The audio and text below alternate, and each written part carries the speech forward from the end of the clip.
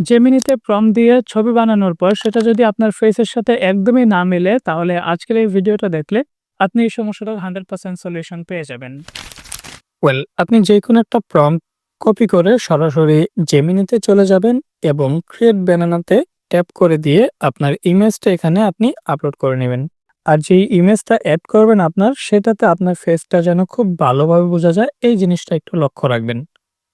দেন এইখানে আপনার প্রম্পটটা দিয়ে দিবেন এবং প্রম্পট দেওয়ার পর নিচে একটা টেক্সট লিখে দিবেন, সেটা হচ্ছে don't change uploaded image face.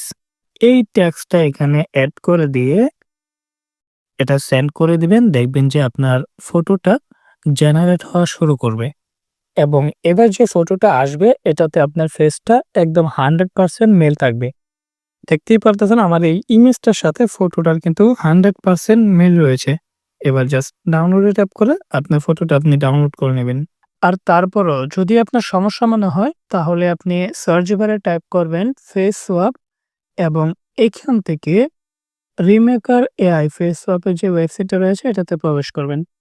প্রথমটাতে যে ছবিটার আপনি ফেস ঠিক করতে চাচ্ছেন সেটা আপলোড করে দিবেন এবং দ্বিতীয়টাতে যে ফেসটাকে আপনি টার্গেট করতে চাচ্ছেন, যে ফেসটার মতো বানাইতে চাচ্ছেন সেটা আপলোড করে দিবেন এবং নিচের থেকে V1 মডেলে ট্যাপ করে দিবেন।